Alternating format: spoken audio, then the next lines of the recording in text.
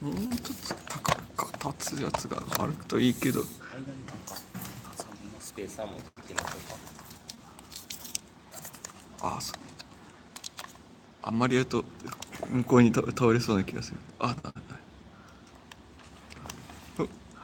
よし、なんとかなった。あとは重山さんがなんとかしてくはいれる。向こうの声って拾うんですか？あ、結構拾いますあよ。、じゃあ見えづらいとかあったら適時。まあ、雰囲気伝わればいいと思います。もしどうしても見たいときはやっぱ来なきゃいけないわけです。皆さんが正解なんですよ。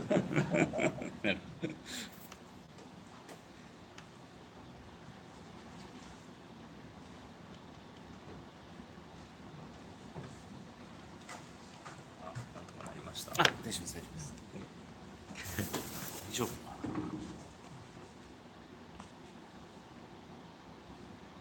忍者がスタッフにね、そうか、資料は共有されてないんですよ。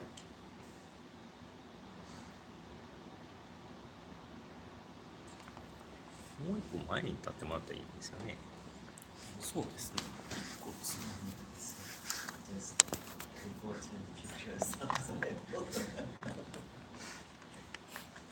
演者席もうちょっと寄せますか。そうですよね。その方がこれで。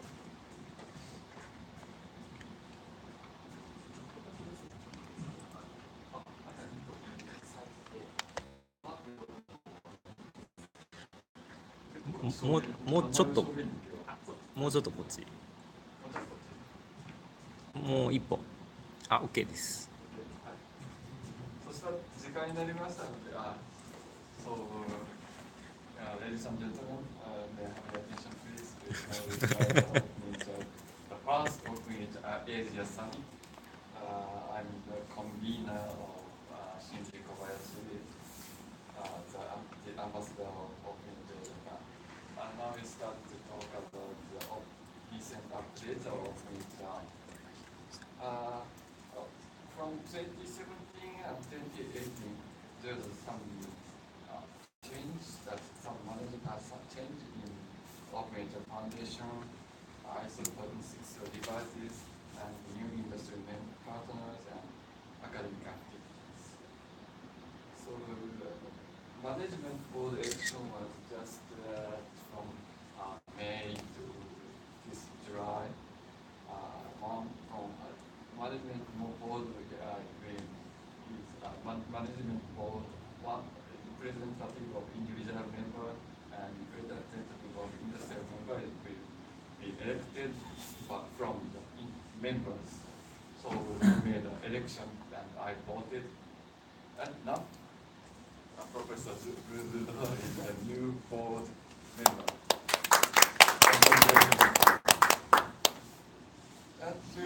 So for local activities, Virgil, Habermas, Germany, and Pablo Bazos, and Ryan Manias appointed to the new openEHR ambassadors. And organization partnerships, the Harvard Project, and Norway IT, and Norwegian IT. Professor and Ryan here. Ryan has a part of President Information Management and Doctors, and now elected the openEHR Philippines ambassadors.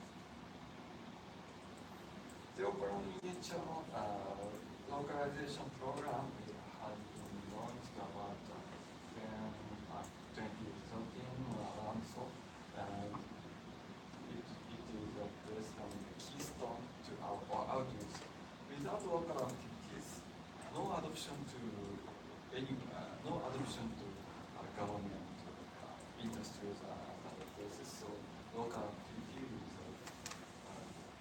very important, and those many stakeholders and so for tutorial and update request to incorporate with local specification and activities for localization. There's something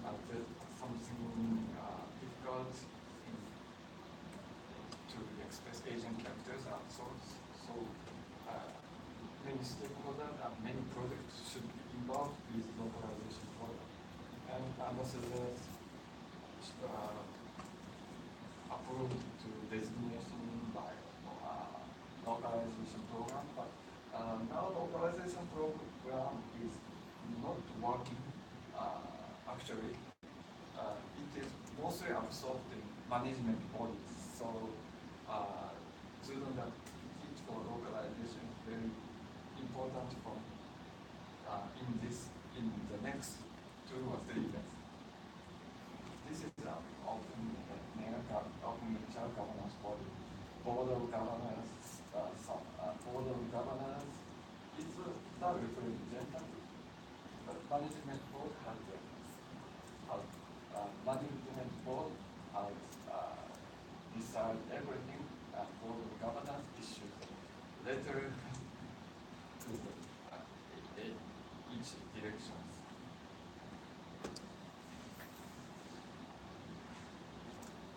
So the new update will start from this August and by new member or board member, new member, new board. So many years, so management board mostly opposed, but now recent current management board worked very hard and many achieved. I expect you to the next step. So ISO 2606 device is a final draft about November 2017. It is accurate, it is already determined and will be released in this year. I've heard that openEHR update new revise will be released in this year or 3 or 4 years. But yes, definitely. But the final next update will the next update, current update will be released in 2018. There's many specification updates, and the most important is catch up to AOM 2.0 current openEHR specification. And there are many industry partners in the infinity solution industry partners. So openEHR still do not have big company partners, but even many ventures and relatively big company, Maran now industry partner to give us funding to activity. One of the current activity is which are for CR, clinical clinical research by pharmaceutical companies, and so it became more than 100 million euro for each drug to develop each drug. That is a very significant issue for pharmaceutical companies, and adopting EHR there is such costs. So and Ipakara is now in the chair of management.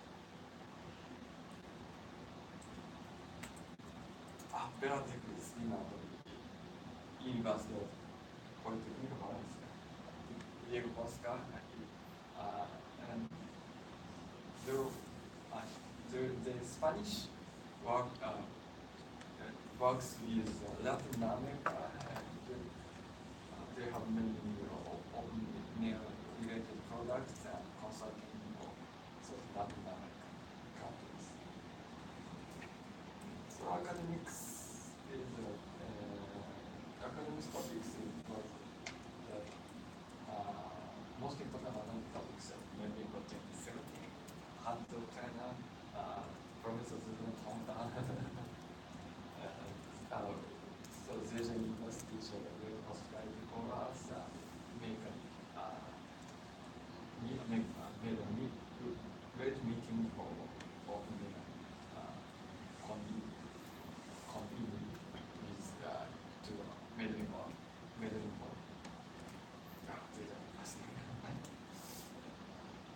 Yes, Professor Labo is a very big labo. So from the viewpoint of Japan, there are all two. So his labo has many students. I think it is almost same the students number of all Japan medical informatics students. So 20?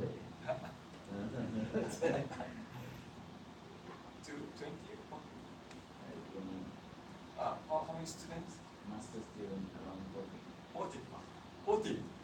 Yeah. Ah. Not mine, but for our lab. All Professor Brian and other faculties. I think it's all Japan.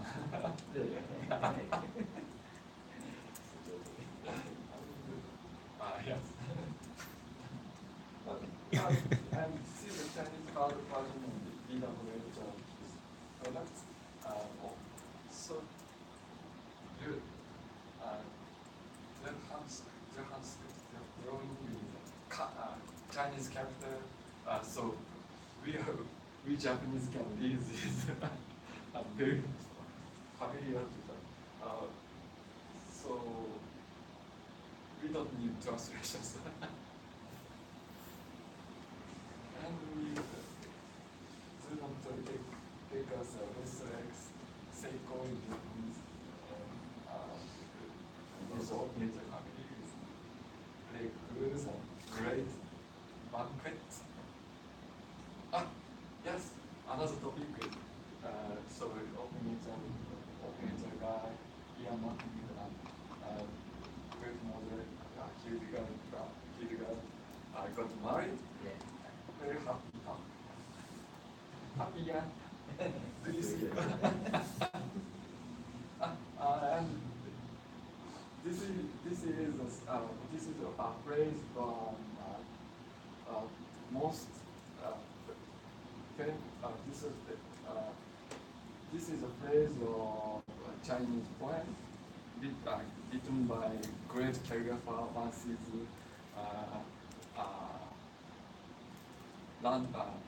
Lanty, pressed in your hometown, Shaoxing.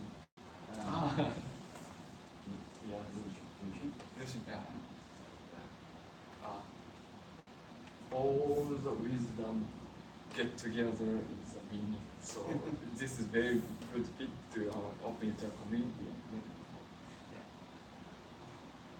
Okay, so this is a brief update and motivation to communicate. So now we have introduced each activities in China, Philippines, Japan, and discussion. Please. According to the scale, maybe Ryan is the first. Okay.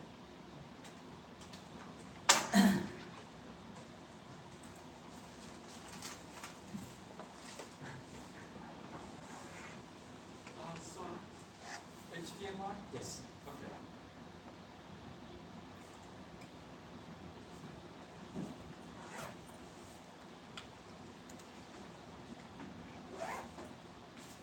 Live.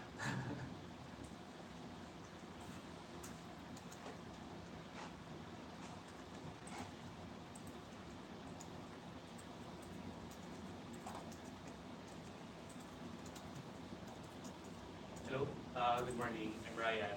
I'm a doctor from the Philippines, but I'm not practicing uh, clinical care, but instead I'm doing medical informatics lead for a company in the Philippines called AC Health.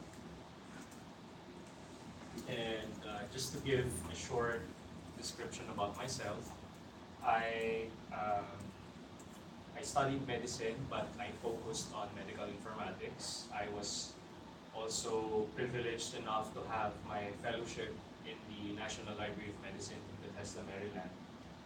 I also served as the governing council chair for HIMSS for last year. And um, right now, I am the Philippine ambassador for openEHR. I am also a professor at various universities in the Philippines. So our company is widely known in the country for having investments in different sectors, including real estate, banking, communications. And these are the listed companies for Ayala. And below are unlisted companies. And this is where we are in healthcare. So we're relatively new in the Ayala Corporation. Ayala has been um, existing in the Philippines for about 200 years. And healthcare, healthcare was introduced before, but we formally reintroduced it in 2015. So we are 3 years existing as AC Health. And part of our initiatives for AC Health is also developing health technology solutions. So health technology solutions for assisting the different initiatives that we have. So we have already an electronic medical record. We call it Vigo CMR. It's homegrown. We developed it ourselves. And we are using openEHR as the backbone of it. We're extending the capability of our EMR to also provide remote consultations, analytics, and then mobile applications for employees. And just to give a background of what the particular use case I will be discussing for this morning, this is Family Doc, a 3-in-1 facility in the Philippines. We already have 40 branches, and it has a clinic, a diagnostic, and also a pharmacy inside. It's being, the clinic's being run by 120 doctors and about 200 nurses, and we have so far 142,000 patients. All of them entered inside our electronic medical record system. So it's having that base of patients. No? So we had, from the start, when we were designing the concept and also moving towards digitization of records, of electronic, of patient records, we were looking at how we can address certain limitations, no, in the current Philippine setting, and therefore allow us to reach more than 140,000 patients, but at the same time have a robust core of storing the health record system.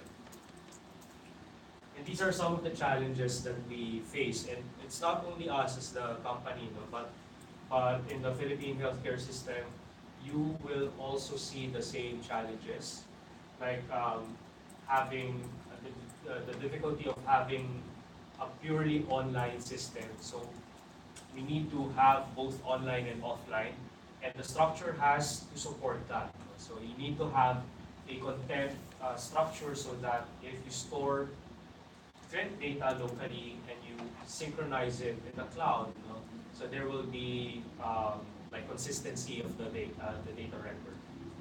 Also limited capabilities to integrate. What we have noticed is that while there are medical devices in the Philippines that are using already HL7, well, it's one thing to integrate via the messaging standard, but if you look at the content from inside, the manner by which EMR providers in the Philippines store clinical content is dependent on the developers who designed the system. So we have silos of clinical content that are difficult to integrate. And we're looking for something that can harmonize this. Also, in terms of digital analytics, since EMR providers, most of the EMR providers in the Philippines are designed according to their own limited architectures and not something like openEHR. In terms of doing analytics, it's also limited to how they design the system. So, when we look at the different systems that are available in the Philippines, it was difficult to find a system that can accommodate these requirements, and of course flexibility. So when we looked at the different practices of doctors, they have different practices. Some would prefer to have a queuing, some would have their own imaging, some would have their own pharmacy, some would have just consultation. So different methods of practicing, and we wanted our system to accommodate those different workflows such that when we expand, we are still based on a single core and not adding to the core and modifying it as we expand. Unfortunately, when we were looking for a method to ensure the scalability of our solution, we came across openEHR. And during that time, 2014, 2015, I know that Professor Shinji went to the Philippines in 2014 to talk about openEHR. But aside from that, there's limited use of openEHR in the Philippines. In fact, later I'll have a slide about that. But when we saw this, actually what we found out also was a company called Maran, based in Slovenia. And the guys in Slovenia also helped us in setting up our openEHR environment and also teaching us in terms of how to use template designers, form designers, and also the clinical knowledge manager. But essentially what I myself as a clinician realized and appreciated with openEHR is the separation of content and technology. So I have little knowledge and practice on software development. So it's not that extensive as compared to our other developers, but in terms of the clinical practice, my years of training in medicine allowed me to still understand the different requirements of doctors, and that's where I concentrated. So in terms of choosing what archetypes to include in our templates, and from the templates create the form, that is where I focused on. And then the software developers, they translated to their own API and how it's stored in the database and so on. When it comes to creating analytics, I again focus on the content. So I appreciate how the openEHR separated and allowed clinicians to still understand the archetype query language. It's somehow conducive to those in the medical practice. And then also the two-level modeling, which I'm assumed is already familiar with. And like in our use case in a primary care setting, we only need the basic information.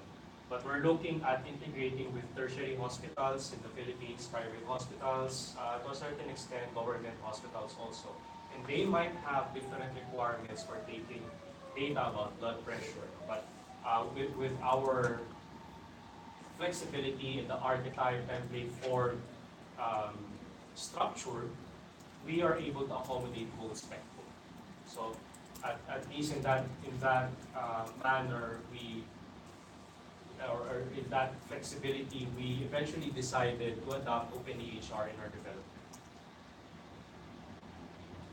And that allowed us also to structure our electronic medical record system in such a way that in the different touch points of the patient with the clinic, we are able also to ensure that the clinical content is stored properly using the openEHR. So from registration to vital signs, to consultation, and even to the point wherein the patient is prescribed with medicine and advice with regards to laboratory and imaging, we're able to capture that using openEHR. And to give you a sample of how it looks like, this is our relatively simple EMR. So bear in mind that this is being used in primary care clinics, and in such case, we decided to limit and focus the fields according to what our providers would need. So from the SOAP format, and then having the history of present illness. I'm sure you're familiar with the different components of the history or the story archetype. So we also included that in our system. Aside from that, as you gather data, we're also able to extract at the same time and show from an AQL-driven search, what were the latest vital signs, and these are all also captured in the openEHR. So let's see if we can. Yeah. So this is a sandbox view of our system, and mind you, it's also already being used in the 40 clinics. They're doing it on a day-to-day basis, Monday to Saturday. The doctor will have this view. The nurse will be the one to enter vital signs record. But what we like about openEHR is the ability for it to be flexible enough to, let's say, I'd like to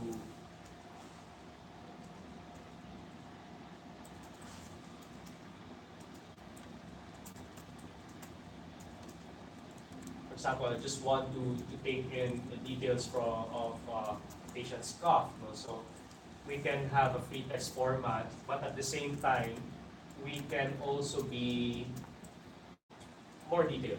So that's the flexibility that we are offering for our providers.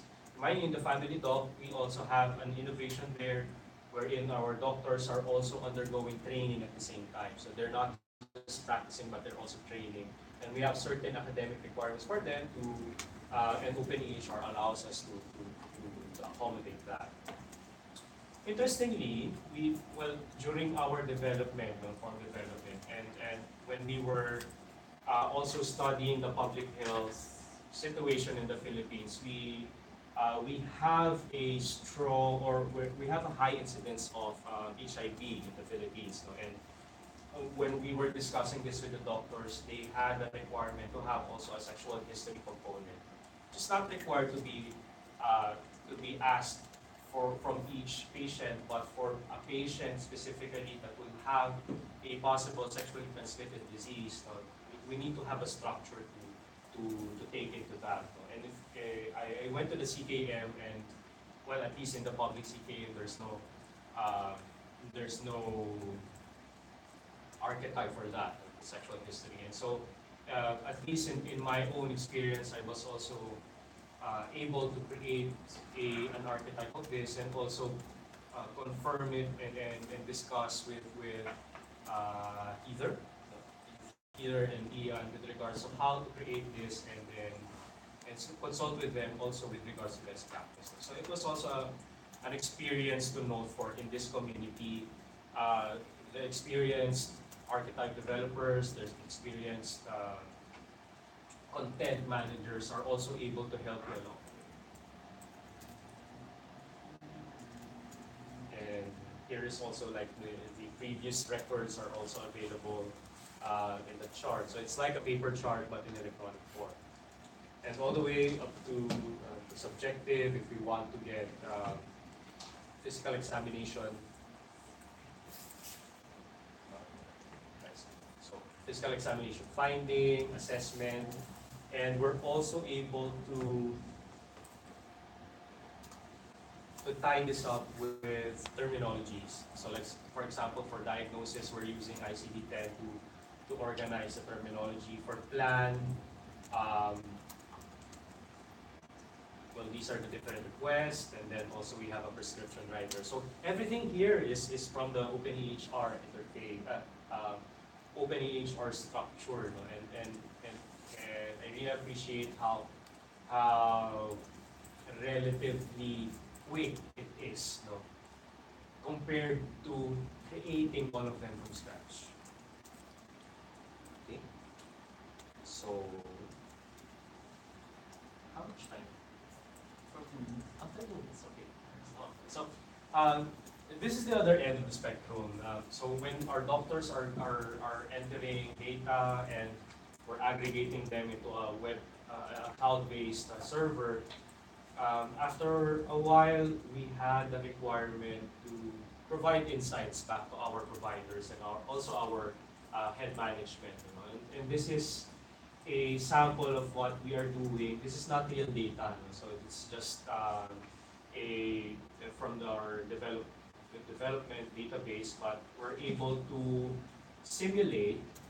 At least in this case, but we have also a production case. But in this case, in this simulation, we're able to look for a particular medicine, just on each and EB, and then see how it is in the demographic. So we have gender distribution and age group distribution, and also location distribution. So it's like merging what you have in terms of the the archetype component of prescription with the archetype component of the admin entry or the composition for the demographic. So we just merge it in our analytic environment and process it through a visualization platform. And then we're also able to extend it a bit and provide insights also with provider behaviors. So it's also exciting for us not to see, let's say, for people who were prescribed with, so this is again dummy data, this is not real data, but you can imagine if you look for conjunctivitis, so all of the compositions were in the diagnosis was indicated with conjunctivitis. And then we can now also look at what were the top prescribed medicines for all. So it's like I would say a simplified joint statement as compared to thinking about it and creating something like this from scratch, from the demographic to clinical environment to to medicine information. At least for openEHR, we're just looking at one common structure for all. So we're able to see the top prescribed medicine according to age group, according to gender, and even in terms of location. So it's another advantage that we're taking we're using on a regular basis. And this is a relatively simpler form of analytics, but very useful for our management team. We're just looking particularly at the compositions for the patient information, patient demographic, and also the timestamp that is included in the composition, so that we would know at which point or at which hour would our clinics experience a high amount of patients. And then we can decide proactively whether or not we would add resources to that particular clinic because of the high amount of patients. This is also another view. So we're experimenting on different views. This is another view. This is a heat map. And the red bars or red rectangles would show high amount of patients for that particular clinic at this particular time. So for example, in this case, a clinic in Cavite at 2 p.m. had a lot of patients.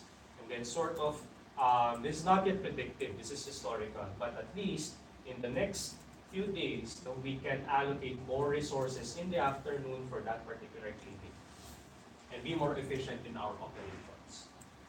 We're also able to do benchmarking. So this is benchmarking according to data coming from the Ministry of Health, which is, by the way, is 3 years outdated. So this one is real time as compared to them, which is relatively outdated, and we can't really demand too much from our Ministry of Health. They're still collecting data from an archipelago on a manual basis, and that explains why it is also difficult for them to have current data.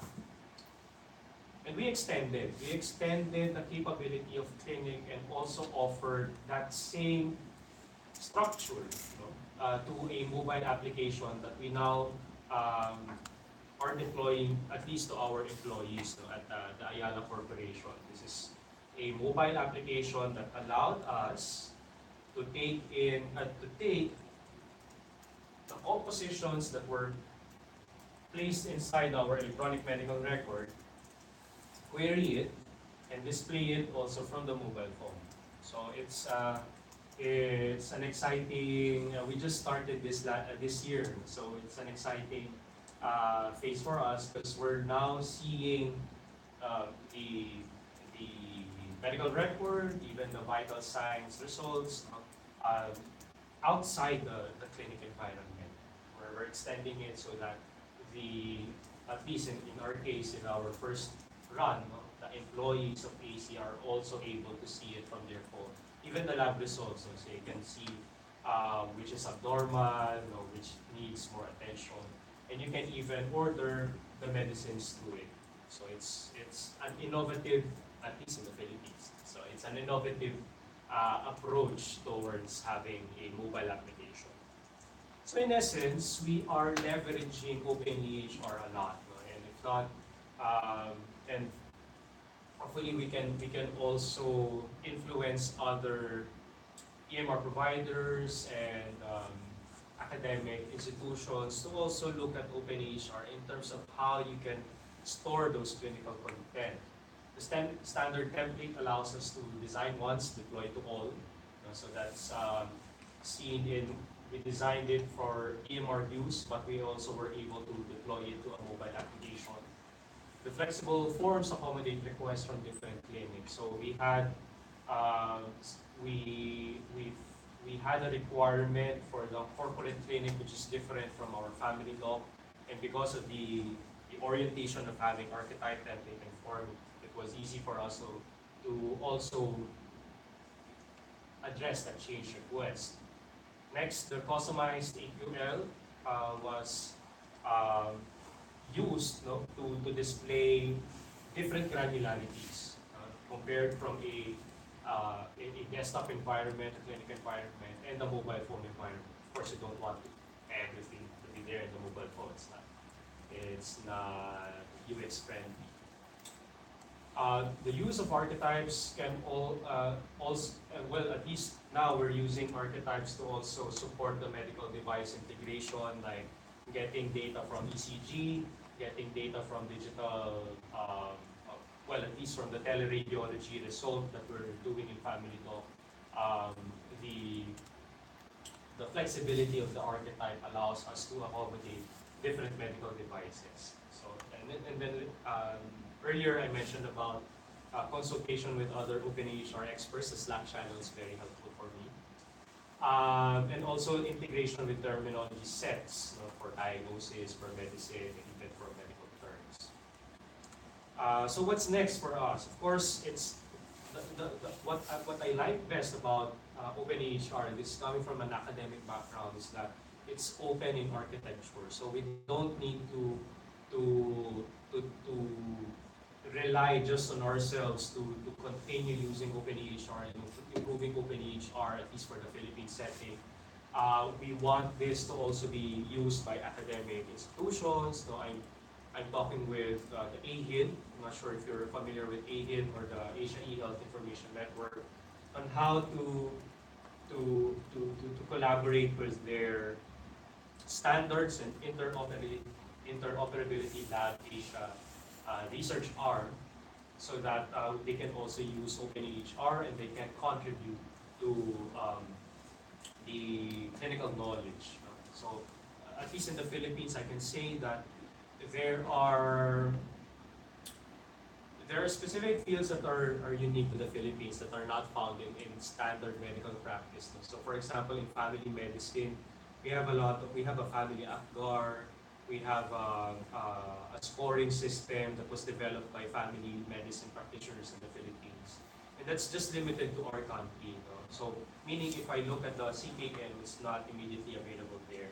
And I think in our case, we can contribute that to the CKM so that other countries can also benefit from that manner of looking at patients.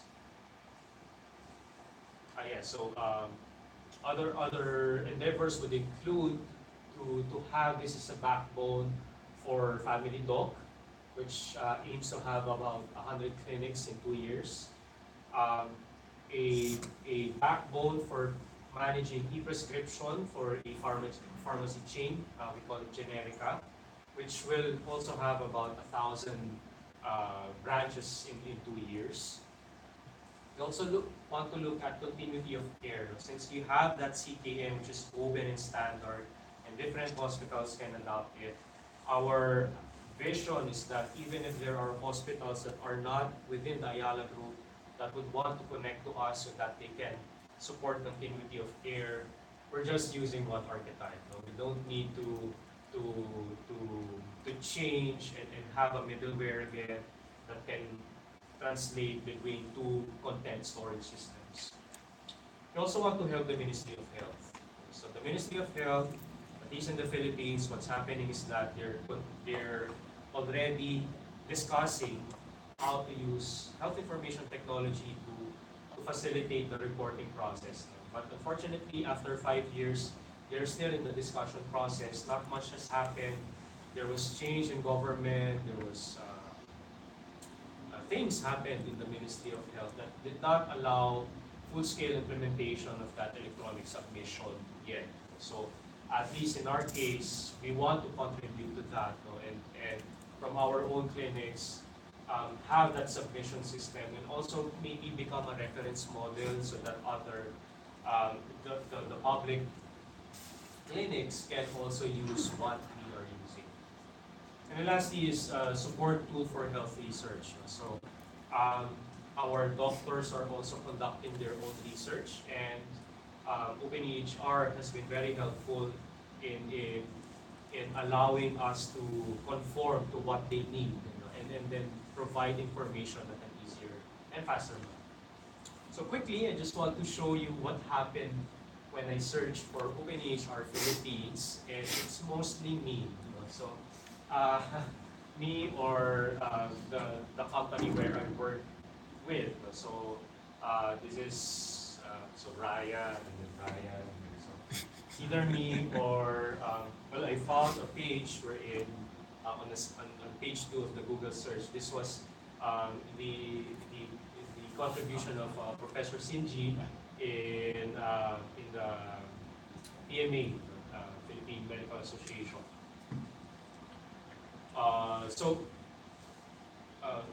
Yes, so that's all. So that's what's happening in the Philippines. I know we're just a small contingent in the world and global community of openEHR, but hopefully I was able to show you a use case that you can also learn from, and then later on from the discussions, I'm also eager to see the practices from the other ambassadors so that I can also bring back something to our country. Okay, so thank you very much for listening. Do you have any questions? Just surprise propagation your contribution on propagation of openEHR in Philippines. So 10 hospitals. How many hospitals? So we have 40. Yes. 40. It's not a hospital, it's a small clinic. Oh, yeah. So if I can, okay. So it's just managed by like 2 doctors or 2 to 3 doctors per clinic. But we have also a group of nurses there, a small procedure table. So in the Philippines, do you use the standardized terminologies? I just now you mentioned about ICD. Yes, ICD. How about this MNCP or other technologies? Okay, so there were discussions on that 5 years ago, but they're still discussing with it, at least the Ministry of Health, in terms of what standards to set in place on a nationwide scale. There was a mention of procuring SNOMED City country license, but it's still in discussion for 5 years now. Unfortunately, Most CT continue. clinical nurse, SNOMED. And then there is also a move to advocate the use of CPT for the procedural terms, but I mean, and LOINC also for the laboratory results. But they were just in discussion. What we did, at least in family law, we used ICD for the diseases. For the medicines, we were limited only from the terminology of our partner drugstore, and for the procedures we use CPT. Any other question? Do you have any plan to extend your idea to the outside of your group?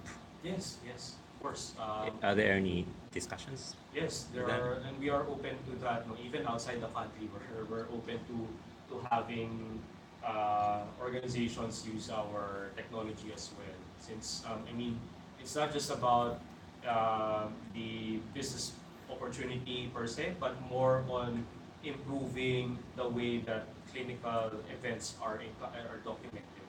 So we want more institutions to be using electronic medical record system, whether they're using our technology or just using the openEHR. We're also willing to share what we learned there, so it's no problem for us.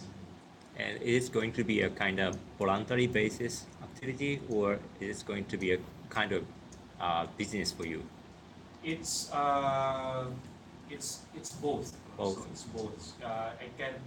I can't really say that it's mostly just for clinical, but we have to also account for the business aspects as well. But at least in the Philippines, what we noticed is that in healthcare, it can't just be business alone, because it's not the primary focus of the process, but it's more on the clinical care.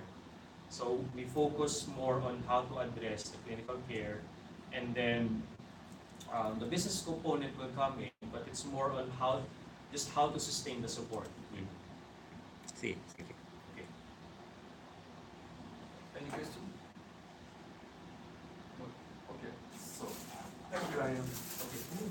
This is our hallmark suit. I'll wear this when I go back to the office. Thank you.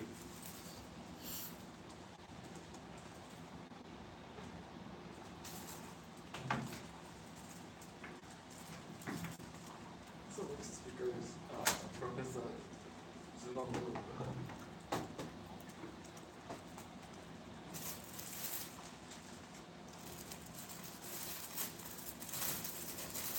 Okay. Thanks for Shingu to invite me second time. And the previous course, I still a little bit familiar, but almost forget. I met Christian in the morning, so I find it a good place. And also, thank you for working with me. It's my honor to take a new role in the world of openEHR and openEHR and working in openEHR. So it's a thing that I like to do. So I'm very happy to take this role. I know some of you maybe not all people here know this is my photo taken maybe 7 or 8 years before, so I'm very young at that time. and our city is around here. here it's Shanghai, and this is Peking here, and Hong Kong is along here, and Japan is not showing the picture. So it's not very far from. But this time I tried Hong Kong and here, it's too crowded. Too many Chinese persons in Japan. Okay. So I should mention, so in China, actually, I know openEHR initiated from maybe Europe from the beginning of 19, 1900. Oh, no, 1990. So we started not very, a little bit earlier. So the earliest publication is the PhD thesis by Dr. An. So he's a colleague of my lab, and also I supervised Mr. An when he was a PhD student. And also there are several publications from Yangtze and also Yangtze. Those are the publications that I can find the earliest. So before that, maybe there are some researches, but they are not published. And from that time, from 2009, around 2009, we started the research in the lab, and we initiated the system implementation in 2012. It's funded by the Chinese National Program, and the CDR has been implemented in one hospital in Shanxi province, almost in the middle of China, and it's a very large. It's the picture of the hospital. It's a very large hospital, over 2,600 beds, and the system is still running in the hospital now. And then after the system has been implemented and we completed all the case study, I presented this study in the meeting for 2015. So I met many very good guys from openEHR world in the project. It's a very good experience. And after that, my boss, Professor Hui Guan, has been assigned as the ambassador of the openEHR China. I support him for this position. So in the April for 2016, so we initiated a technical committee under the Chinese Medical Software Association. So we call it the openEHR technical committee. So actually, I'm taking the position of the general secretary of this committee. And currently, we are so those working groups are just oral medicine working groups. We are starting, but these two groups are just ongoing. We are planning. So we are planning to start some modeling working groups under this technical committee to promote the openEHR. So those are some activities during these years. So we, from the 2016, we opened some workshops. We held some workshops. So the totally so far we had 3 workshops, one in Shanghai, one in Wuhan, and one in Hangzhou. So the first workshop we invited Heather and Leslie, and Heather and Hugh, and we planned to invite Xinji, but Xinji had some accident, so he cannot come.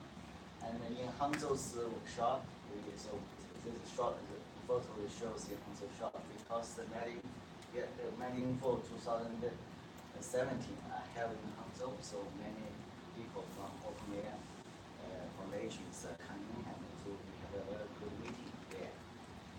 Just now, to show some photos, I will skip that.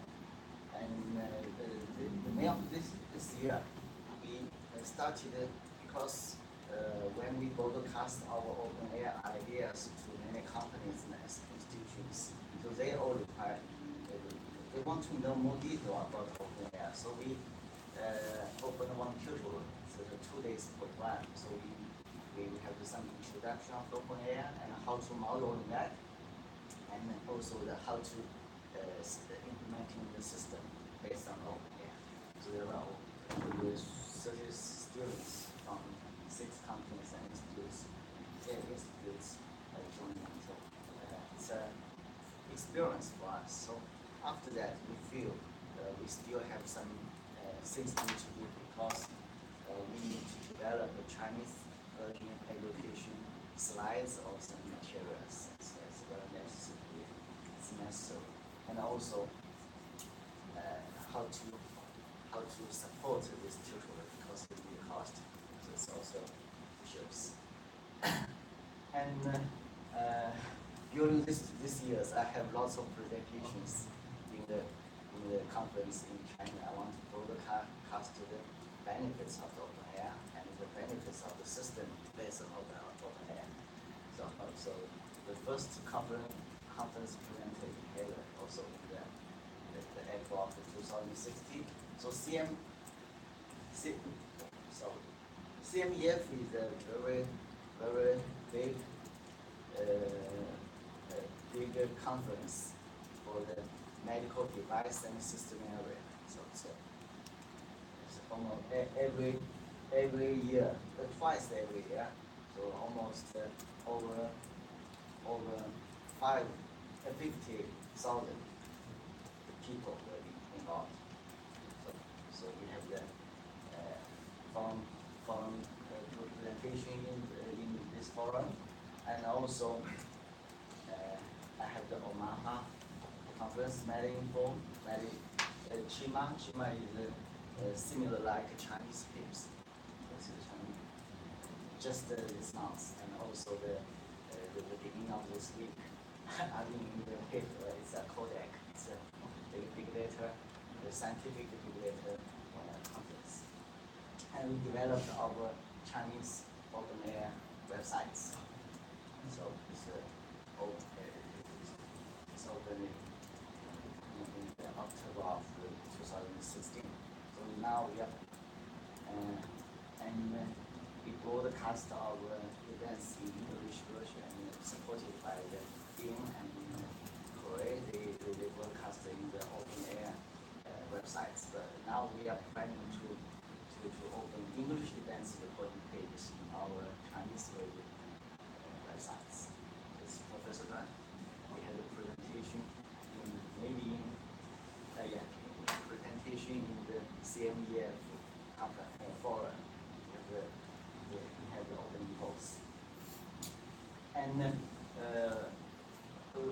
we have the WeChat. So you know WeChat. WeChat now is very popular in China. So from the statistical data, every Chinese person, if they have the mobile phone, over 60% of time will spend on WeChat. So it's more efficient for us to open a WeChat discussion group. So any informations and announcement can be just put on the WeChat group, so everyone knows that. It's more efficient. So we started from the May of this year. This time we have held our first tutorials. So many students, they proposed that why not we open a WeChat group on openEHR? So we started that, and so far it's totally 102 members in the WeChat group, and over 40 companies and institutes they are interested in openEHR. So I'm thinking to expanding this group to let more and more people know that. But the WeChat have the upper limitation for 500 members. So it's our first target. And up to now, there were several companies and several institutions. They are very active in openEHR. So what I mean active with the companies, they already have the using openEHR to implement system open And this institutions, some other research institution like the university or Academy of Military Science of PLA, People's Library, Army China, and those are hospitals.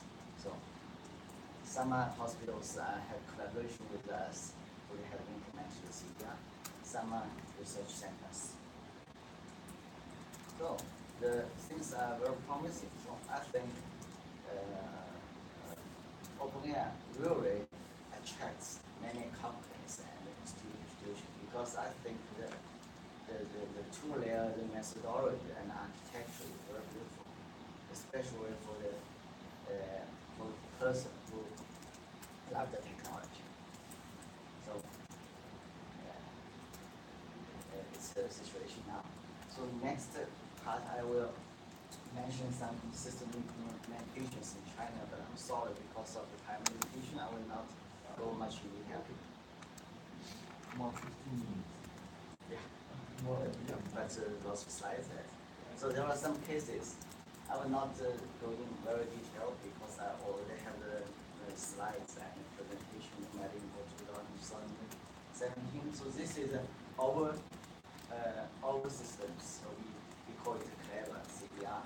And it's developed by our university. So it's included the integration engines to collect the data from the different systems, and the openEHR, the center about the templates, archetype, and the databases, and the control network vocabulary and demographic.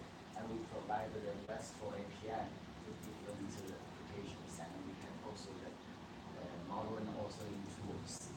So it's the structure, and we have finished we have completed the system around 2014. So after that, we have encouraged not only our group but other groups to develop the tools based on the openEHR CDRs. So up to now, so far there are lots of applications developed based on the openEHR based RESTful APIs. And we have already lots of implementations now. So we have the national level hospitals, industry level 1 hospitals. It's a very big hospitals for Chinese leaders. So it's a general Army General Hospital. So maybe over 5,000 beds. Also Sanxi Dayu Hospital I just now mentioned, and city level hospital also have. So Yuzhou Chinese medicine hospitals around maybe 800 to 1,000 beds. And we also try over CDR to collect the data from the hospital group. So there were in Ningxia General Hospital Group, there are 33 hospitals, and also for research cardiovascular registries.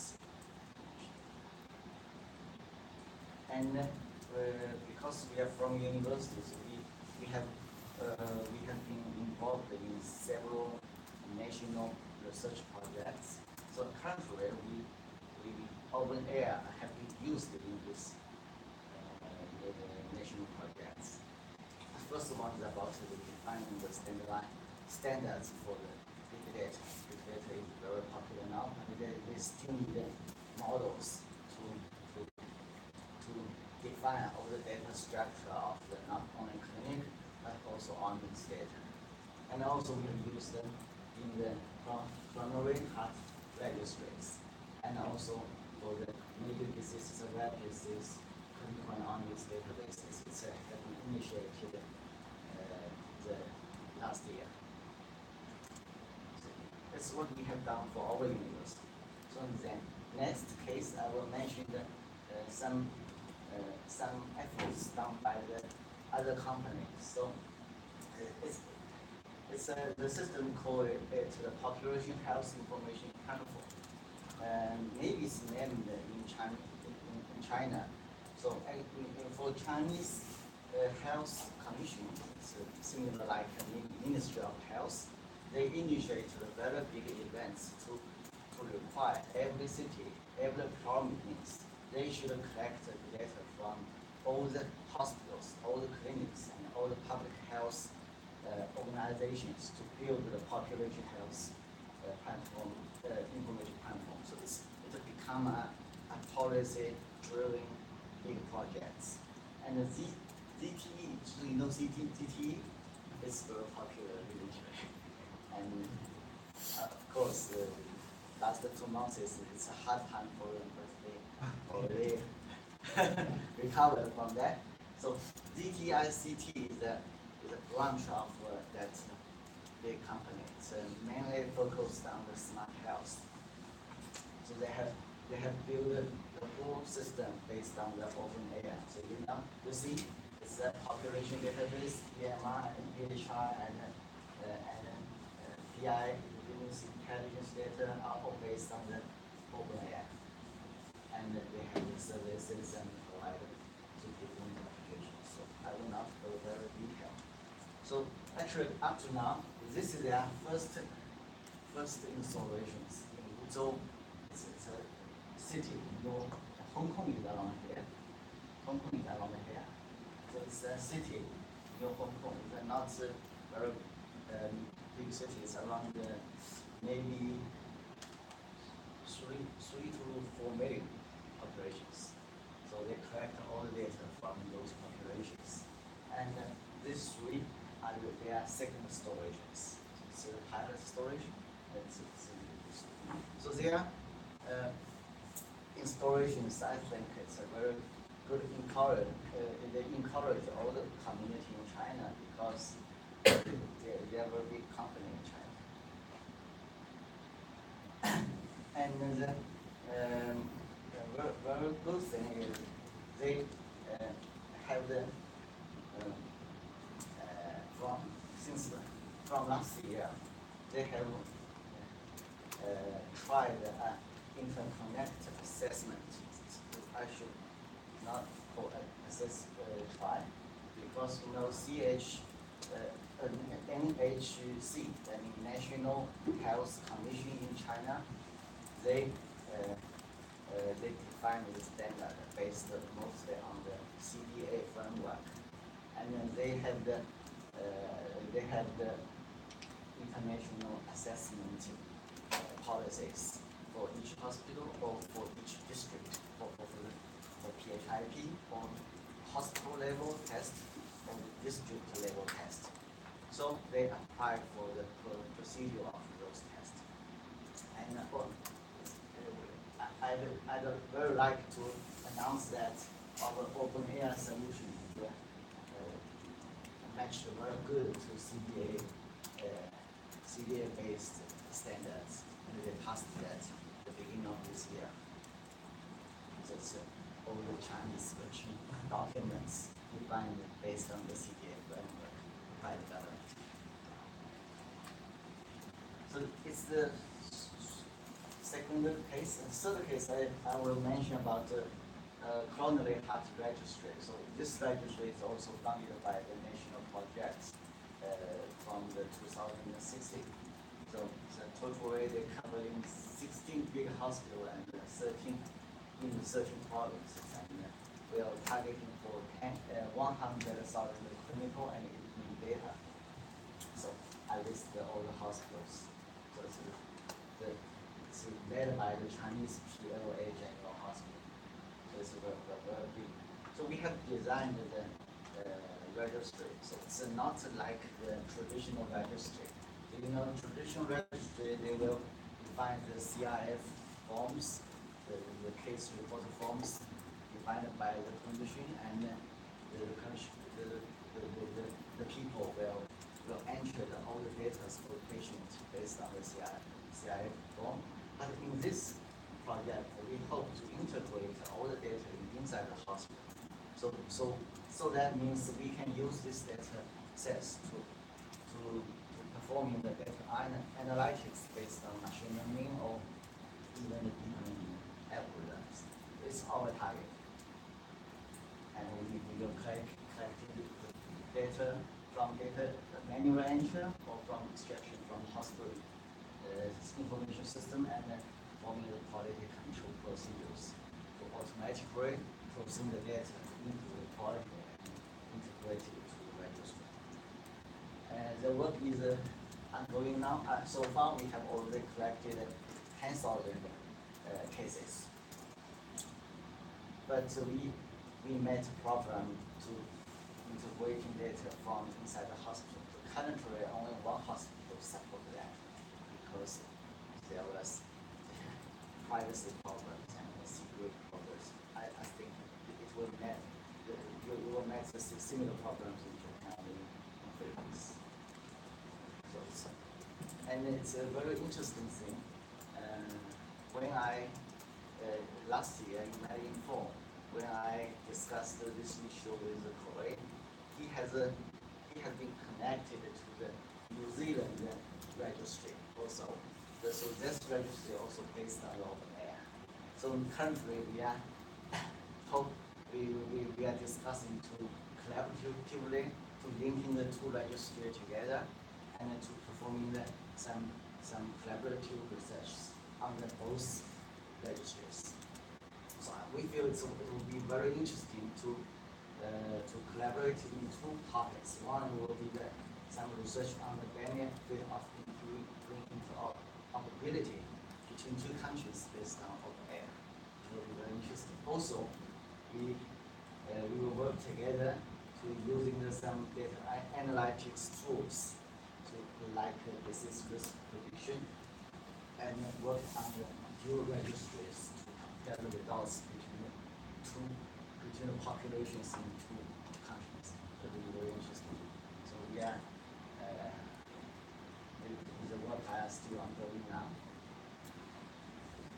The first case initiated this year. So it's initiated by Academy of Military Science in PLL, China. So they have a very major project initiated maybe 5 or 6 years before. We call the Chinese Army EHR. It's EHR for all the surgeries in China. And it will cover over 200 hospitals and 1,400 clinics. So they also in the meeting for 2007, they listened to my presentations, and they are searching for the good solutions. Actually, they are searching for the good solutions of openEHR several years before. So the final one. So we collaborated, and from the beginning of this year, they switching all the technical framework to openEHR. So the work will be almost now. So I think maybe next year we can report. But I can invite you to the people from the Academy of Military Science to have a more detailed report. Also, this the fifth case is from another company. The name will be called Prospect Wellness. So the name of the project is EH.care. So they have developed this openEHR based solutions maybe 5 or 6 years before. It's very early. They started very early, and with several years of development, we started to have the results. So these are 2 use cases. The first use cases have been implemented end of last year. The second use case is just ongoing. So that means they have spent lots of years just developing and cost money, but now they can start to earn money and to start to have a profit. Maybe you have Shinji and Christian met the people before in the workshop until he explained the systems. So this is the second part. I'm afraid of my time. So the next part I want to explain the clinical model, because from my experience of promoting openEHR, I feel the modeling is very, very important because I see the modeling as a knowledge base for the information models. I usually discuss with the people from companies, especially for some IT companies. They have little knowledge about medical domain. So, but they have very big power, not only the marketing power, but also the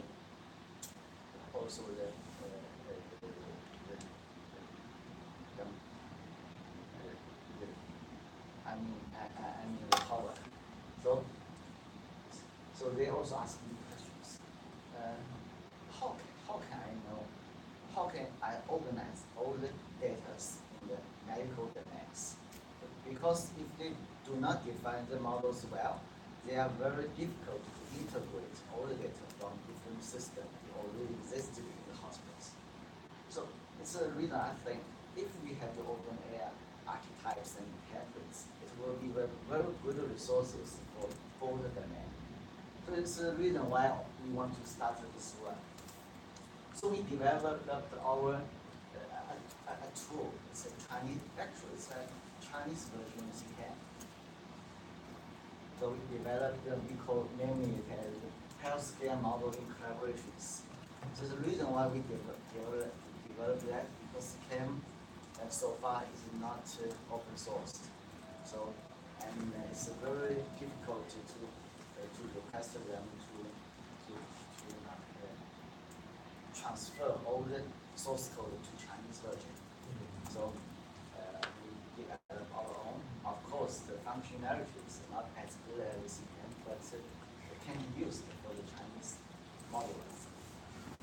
And it's a picture I'm thinking to organize all the modeling work in China. So we will organize in the working groups to invite the medical experts to model the archetypes in the HMC. Also, they will reference the knowledge from CCAN. And the developers, they will develop the system. Really not only one solution, because there are many methodologies to implement the openEHR in the system. So they can develop a system based on the reference model. And the users, usually it's the IT department in the hospital or IT department in the government. They will constrain the archetype to the templates. So it's very flexible. The templates should not be a standard, but archetypes should be some kind of standard. So by this way, the clinical domains they define the archetype. Those archetypes can be shared by all the hospitals, by all the system implementations. This is what I'm thinking now. So so far we have some localization of the archetypes. So currently we can localize the 78 archetypes because those archetypes are mainly used in the EMR data sets. So we used very popular in CDRs. And these are some of the data. And we are thinking how to link with the CKN. So most of the archetypes are still just localized from archetype. So we have developed our new archetype. So in our Chinese domain, we have some archetype we think is mature. We will submit to the international CKN to share with the experts from the other countries. Because why we're doing so? Because there are still the language problems and many issues.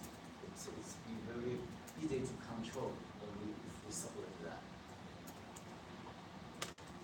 So these are the working groups we are planning now. So the first two already there are some there are some companies and institutions that think they have the capability to be in the working group. From the foreign, they just feel present their interests, but they are still not have the position to initiate the working groups. So this is what we are planning now.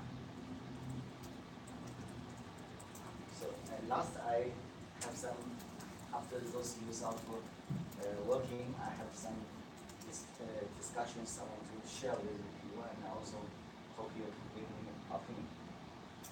So when I introducing openEHR to the different people, I always met problems. What's the difference with openEHR? Of openEHR with like HL7, it's very strong, and CBA and 5. So I borrowed this picture from the openEHR Foundation, the slides from the websites. I think it's a very good picture.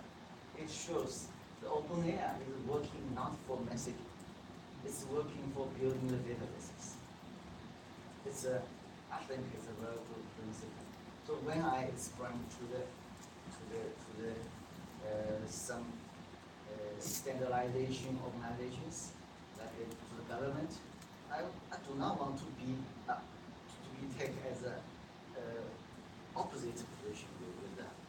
So I explain them, we are information models. We are not messaging standards. Of course, you can take openEHR as the information standard, but we are mainly work for the model. So we can work for the knowledge base for defining the messaging standards. So we can it's very good to match these two efforts to work together. Also, there are still some efforts working on the models. I'm not quite sure the situation in other countries, but recently, you know the ODC CDM is a common data model standard in the ODC organizations. It's mainly work for the research purposes, for some cohort study, and for the pharmacists. So they're very popular in China now. So, but I think there was some difference between openEHR and such kind of models.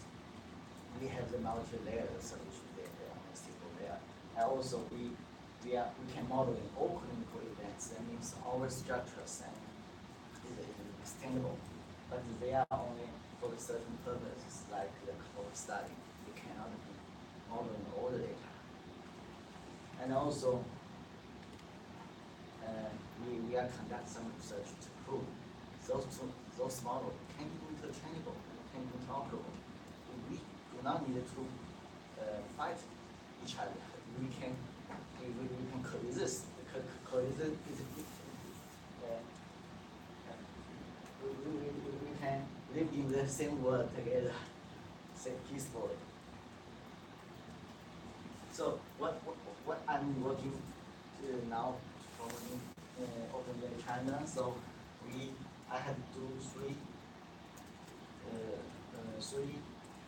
three ideas for promoting. The first two are from bottom up. So I will introduce trying to promoting the use of openEHR, not only products, but also in projects to show the real life successful stories. It will be very useful to encourage some people. They only have some interest in openEHR, but because the implementation is a very hard job to do, so they are hesitant to go further. But if we have the real-time successful stories, it will be very good to ask them, to invite them to go together with us. The second one is just I mentioned. I think to emphasize on open modeling collaboration and to develop shareable models in the certain domains is very important, because the benefit and advantage of openEHR is open. It can share the archetypes very quickly if we run well. So far, we cannot say we run very well. But if we can share the archetypes very quickly, we are better than the standardizing organizations. They are very slow to define some standard and to announce to every party. But if we use open mechanism, we can open it very quickly. So it's what I'm emphasizing now. And also, I think the top-down method should also be emphasized. So we are finding the opportunities to introducing our work to the government and to show our results and see is there any chances to link to the national standardization procedures, either from the national projects or from some standardization procedures. Okay, the final slides, and now that's what I'm thinking, is to improve the open-air education, especially to develop the more Chinese version sites, Chinese version materials, and improve international collaborations. It would be very good. From my experience, I think like the case, like the Korea and our university, we have the collaboration between the open-air based registries is a very interesting things, and developing local standards. So we can. I'm not quite sure the situation in Japan now. In Chinese government, they encourages like non-profit companies, they can apply for the national standard, but not we should not take for the national standard, but some low-level national standards, some non-profit company they can apply for that. So why not we focus on that and open sourcing more tools. So that means we can ask more parties to be involved. And the last thing I want to mention the certifications. It's also very important. Because now many standardization organizations, they have their certifications to improve their certain products or the certain systems. They comply to the standard. But openAI, they really know these things. It would be very good to encourage the companies they use that, because if they can show their products are compliant to the openAI, they have the certifications, they can show to the hospitals and they can do anything. So this is also a very good thing. We can promote that, and we can use this as a tool to promote the openAI development. That's all.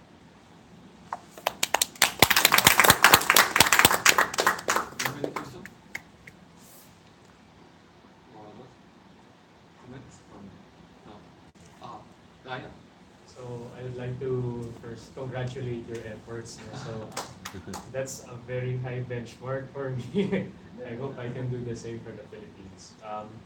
And I guess I like the idea of having a dedicated team. So I'm talking with Ian right now and discussing the opportunity for us as well in the Philippines to create a working group similar to what we have done. So at least we can provide the same localization and then apply your framework by which we can also contribute to the international CPA.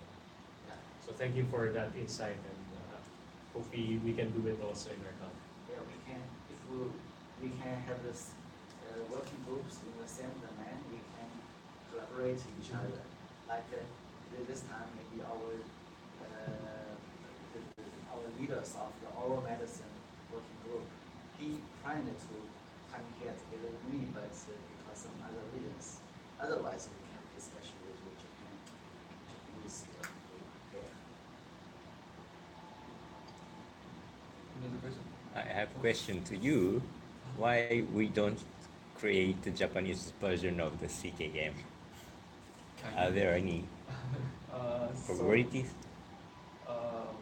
So hiring CKM or opening to Japan is much easier rather than create CKM from scratch. And so it is rather important that discussing about design critical model itself. Who do it in Japan is the next problem. But Professor Liu sounds it's much more convenient if you have that kind of tool by yourself. Then you can. Actually, it's a hard work. Hard work. Because, when we decided it, we do not consider very hard. But after you develop it, you need to make. If you want to maintain it, lots of users use it. They have lots of requirements. This is a very heavy burden actually for us. So now I'm thinking very hard to finding some resources to maintain these teams. to ask for some support us for the cost and for the reasons. And recruiting quicker model is another problem. Yeah, recruiting quicker model. Yeah. But I want to try that. I see. Yeah, or import from China might be easier. Yeah, it will be okay because I think translate from Chinese to the Chinese to Japanese is very rather easier. and so now I'm also thinking about open sourcing it. It will be very good for the community. Any other questions? Okay. So my presentation will be short. After all, we have this discussion time for all presenters.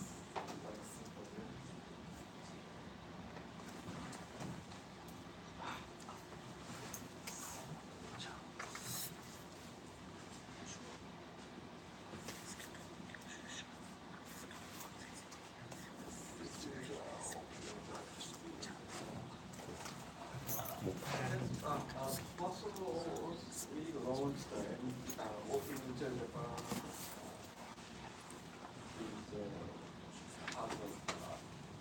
one openEHR Japan is the first local activity in the world of openEHR. And 2016, NPO openEHR Japan started, and now there are only 15 individual members and no industry partners. So after China, everything small looks small, but yeah. Can I interrupt you? But I think it's currently in our technical committee we do not they join in the committee do not need to take this. It's more easy. It's also issues if you do not have cost.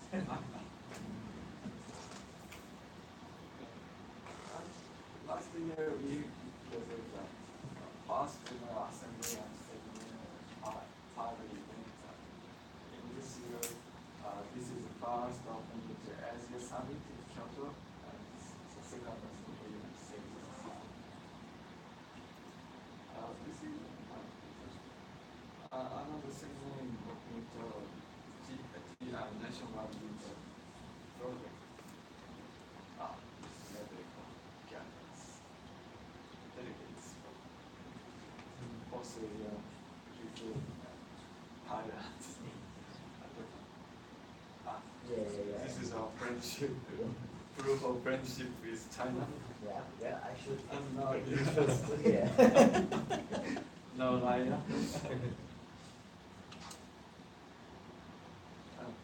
Yes, all the intelligence comes together.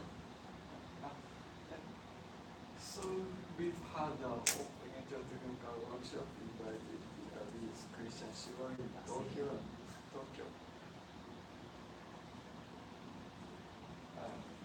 Talked about emphasis with twice. And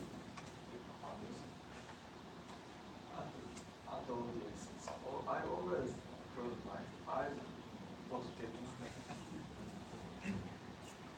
And this is also good. And this is a joint tutorial with small city person. Sweet, CEO of small city. And some company of small city. Last year, JCM Java joint conference of medical products in Japan in Osaka. Nibaka presented our post.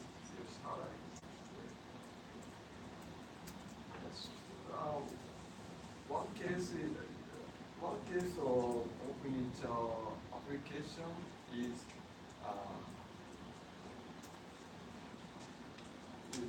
nationwide project on EHR level maintained. So 2020 is one two regional EHR system with hospital and implemented in Miyazaki area, Kyoto, and from 2013 expand to nationwide. Often EHR developed 550 hospitals connected. Yes, it's big project in Japan, but 200 hospitals. I suppose 200 hospitals in China are very big. So it looks small, but yes, it's enough. But they are planning now.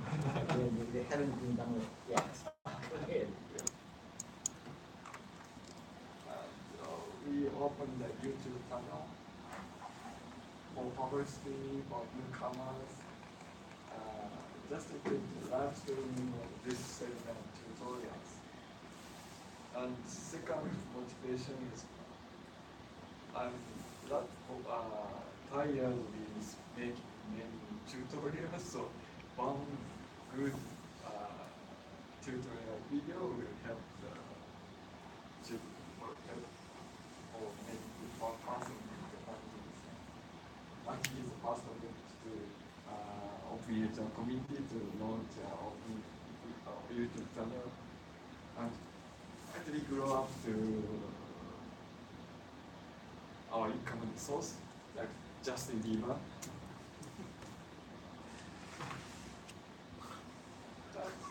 This is the openEHR. I just understand. Thank you for coming. What's the assembly of ambassadors? Guys, to gather all the groups, all the community from South America, to Europe, and Japan, and Russia, to one place in Nepal. Only the time we meeting all,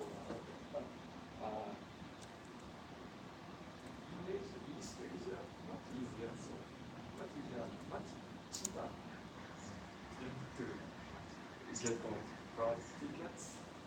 So three ambassadors joins. Thank you for coming. Oh, thank you for coming. This is the confidential short introduction. So we have some comments or discussion about openEHR activity in Asia or Japan or other countries. Wondering about the national EHR. So currently, so maybe I missed it. Besides, currently, how many hospitals in the national EHR? Additional EHR 50? Now 75, 75. but at least it is on process about 50, and 25 is actually connected and submitting the data. That because the project is 5 years, and we expand the number of the hospitals even this year. Is there some experience you can share? Because we, of course, I mentioned about the Army EHR, but we are just starting. We haven't connected, or even maybe only from this month we started to connect the first hospital. Mm-hmm. So if you have some experience, please share. Share me so I can pass that. Well, at least my feeling, I talk about it afternoon, but how to say, it's not a kind of logical process or problems happens. It's always something just, it's not the kind of theoretical way. The things can't go forward with a very theoretical way, so that we have to convince the hospital staffs member and convince the vendors, and those processes have the huge burden for us. So that is mostly. So usually how much time and efforts will you cost for one hospital? Okay. So it's a very good question. So we performed 3 weeks to connect and upload the data. Only 3 weeks. That is the best case. But other cases, we take 2.5 years to connect and upload the data. It's 2.5 totally years. different This from is the worst. worst case. Yeah, negotiation. But army hospital is only one command, so You're by talking one about in command, China? Yeah. Yeah, we are like Yeah. only one vendor. Only one vendor. So that's a huge difference. So that maybe in your case, the Yeah. best And this is, performance could be the 3 months, 3 weeks. yeah. If you have the That's the- things maybe worst, go in order and make it properly, then you can connect just 3 weeks. But it is just the best effort for us. I hope so. And yeah, we just connection is achieved 75 at the end of the last April, and this year we started to connect another 50 hospitals. The target is Target how many hospitals? 130. Yes, but convincing hospital president is most difficult part. So that is difficult to achieve 130 until the end of this year. Sometimes such a public hospital, municipal hospital, they we sometimes negotiate with local government. Or, So another question is, so is it that national EHR open to internet or closed? You mean okay? So So to the any person like, of course, I should have the priority, and I have the right to access data. So, but I can access data from the internet. yes, You can. yes. If you're a patient, you can. But how do you solve the privacy issues? The hospital, they how to? Is there any law for define the privacy, or if some data are leaked to some bad guys, who will take the responsibility? Yeah, that's the question. And okay, it takes very much time to explain it, but to say summarize, if you're a patient and you agree to get your information from hospital, and if the hospital agree with it, you can get the data. So the first owner of the data is hospital. And the second, if you see your data and or the relative hospitals wants to see the data, the patient agree with that. So there's 3 stakeholders: original hospital, related hospital, and patient. And hospital agree to distribute the data to related hospital and the patient. Then patient can see, and patient can agree with to show the related hospital. Then it can be seen in the other hospital. If the data is leaked, I mean, some bad guys who see the data, and so who will take the responsibility? Okay, so patient have the responsibility to manage their passwords. Because But I can talk maybe about our experience in the UK. Actually, in UK, we are deploying quite a large project called Helm. Probably you heard about it. And actually, there is also a similar project going on in Germany called Heimat. And it's basically a PHR system. So at the end, it will concern between 5 to 8 million citizens. And your point about security and privacy is a very important one, because this is a showstopper. If you don't comply to the national regulation and you won't get accredited, that's it, you're gone, you're history. So the thing is, actually, there is also the problem with hospital. And at that level, actually, it's more about technicalities and how you address the connection and so on. And it's really mostly a nationally implemented monitor network. So on that, actually, it's like the police, by the way, and many national jurisdictions. But now, where it's getting really tricky is how actually you go through all the loopholes actually to get accredited. And for that, I have some experience also in France regarding this and how you comply with the GDPR. And for that, you have to do a lot of documentation and how to address the price security and privacy, informed consent, right to be forgotten, and so on and so on. Because the big issue, and probably everybody knows about Sing Health that happened last week, is a major breach. And if you analyze where the breach is coming from, it doesn't come from the patient. It comes from insiders to such an extent that actually they block 28,000 PCs to access the internet internally because they don't know where the problem is. So you have to architect your system, and I can show you actually an architecture corresponding to that. It's only the architecture, and it must be documented how you address each issues you have identified through a security risk assessment. And that is actually critical. And that is actually the whole process that you need to go through to get the accreditation. And that is really a heavy task actually. It's a very long process. And for an organization like yours, actually, on the UK side, we are a non-profit organization also. Fortunately, I've done that before for France. But that's actually, it's a very, very long and costly process. From that point, the responsibility is all to the EHR organization that we have, the NPO as well. And the regulation is provided by 3 ministries from a kind of 3 type of the guidelines. And it is very ambiguous, and we cannot say certain criteria from that document. So that we just told like you try to management properly, so that how it makes properly is up to us.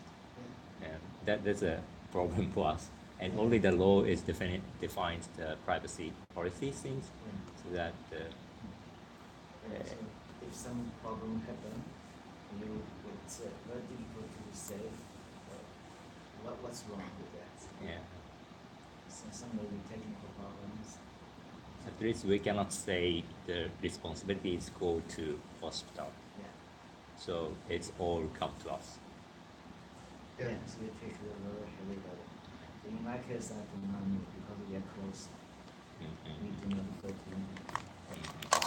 That was right. Now most solutions in China have the internet connections. They are not covered with the areas. Even there are no very clear law in China to specify the responsibility of the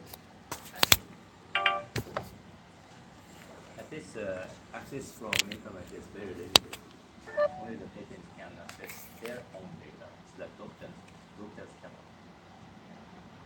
no issue of getting the rights from the patient.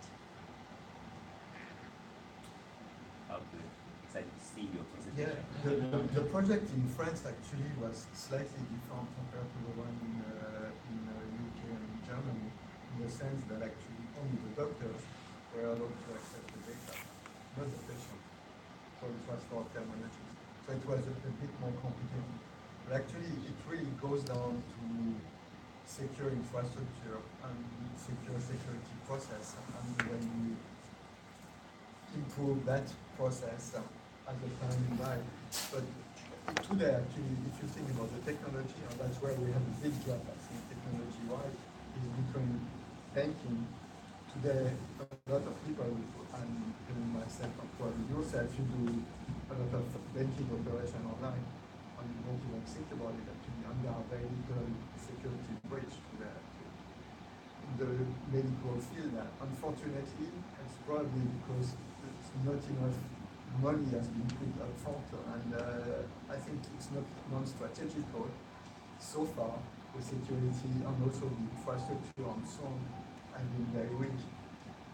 And going back to SingHealth, I was actually very surprised because the insiders, the people working in technical staff and so on, could have direct access to the database. And that is actually a very surprising way to deal with the health data. Myself, if I'm technical staff, I have absolutely no visibility on medical data incrusted into the system. It's impossible. It should be impossible.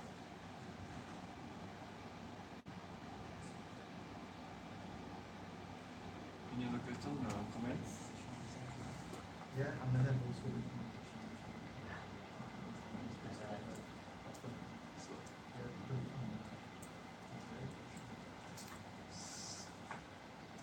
And I find impressed your EMR, beautiful EMR system. So how much does can I ask you how much does it cost to create one form, each to develop one each form in EMR like a sort of prescription? You're asking about the cost? Cost period or The time. Well, for example, vaccination. vaccination, yeah. We created a vaccination form, including the front end, 4 days. 4 days. From modeling, yes. Yes, it was quite long. We can compress it to 2 days, but given that we have also other roles in the office, it took us. We decided to include that in the sprint Monday and the Thursday it was done. Wow, very quick. So by Maran platform. Yes. I'm using the template designer Yeah. also, The designer by Ocean. Okay. And then for the form, it was inside the Maran's platform. The longer one would be translating the Maran output to our own EMR. So that was the one that took about 2 years. So the no Filipino don't you use to write down in Tagalog? No. So that's we were fortunate enough that healthcare practice can still be documented in English. So that's what doctors do. It's much easier. Yes. That's why most of the archetypes that I use just came from the public repository. There was like, for example, the sexual history. That's an example of what's not included in the public that we needed to create our. Very impressive. How long does it take for you to create one form? Long time. Long time. So for national digital project, there's many legacy systems. So and we have to remodel openEHR archetypes. It takes about 3 months to 6 months total. In total. Okay. Yeah.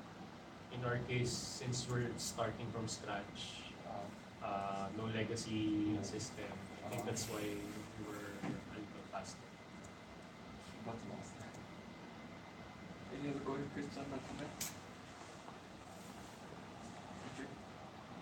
So, shall we take 3 photos? Photos with you and then and all. So, this is the proof of our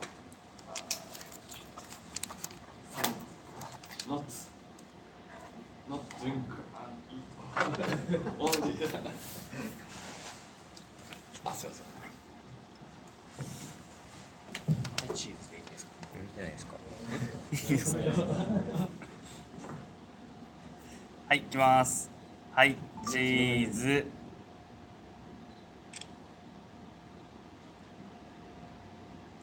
One more please。はい、チーズ。OK。あ、それで皆さんちょっと集まってもらっていい？島先生どこまた消えた？次の予定が。あ、隠れちゃう。This time I have Apple Watch. あ、あ、そっか。あ、これはいいか。いですよ。あ、これ落ちちゃう。これ先生。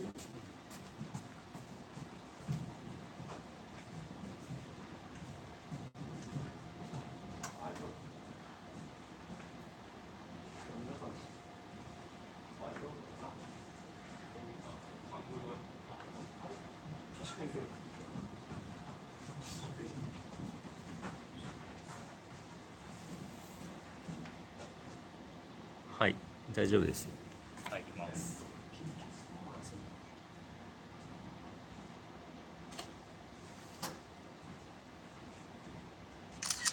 こ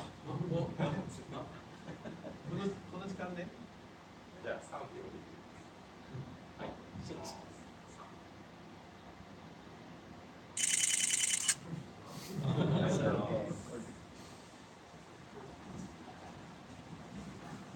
So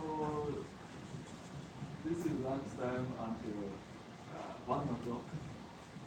1 o'clock. NPO management board and vendor assembly. So you can take a rest until 4 o'clock. 4 o'clock? Yeah. I have to do 3:30.